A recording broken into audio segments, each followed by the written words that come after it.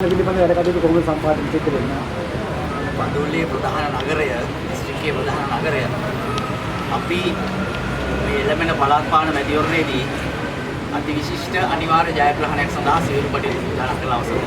නිසා අද දවසේ අපි නාම යෝජනා බාර දුන්නා.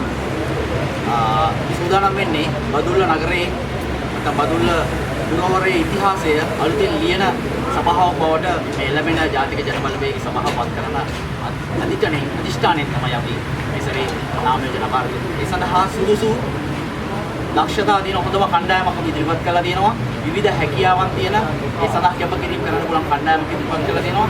මේ කණ්ඩායම අනිවාර්යයෙන්ම එළවෙන පළාත් පාලන මැතිවරණයේදී බදුල්ල මහනගර සභාවට නායකත්වය දෙන්න සූදානම්. බදුල්ල නගරයේ ඉතිහාසය අලුතින් ලියන සභාවක් වඩපත් කරලා ලෑස්ති. නිසා අපි අපේ ප්‍රදේශයේ පුරවැසියන්ට කියන්නේ අලුත් තත්ත්වයක් අලුත් අභියෝගයන් ටිකක් තියෙනවා මේ නගරය වෙනස් කරන්න.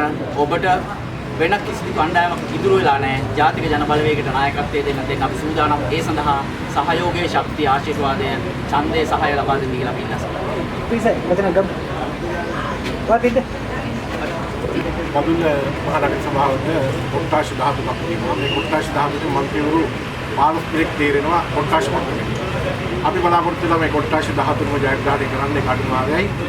ඉදිරි පළාත් පාලන මැතිවරණයේදී බදුල්ල මහනගර සභාවේ නියත නගරාධිපති අපේ නන්දන හම්බුකර සහෝදරයා බවට කරන්න සියලුම කොල්ල කොට්ටාශවල අපේ අපේක්ෂකයන් සහ ලයිස්ට්ෙන් ඉදිරිපත් කරන සියලු අපේක්ෂකයෝ එක පෙළට එක මිනිටට ලෑස්තිලා ඉන්නවා. මේ පාර බලය ජාතික ජනබලවේගයෙන් මාලිමාවෙන් බදුල්ල මහනගර සභාවේ අත්පත් කරගන්න.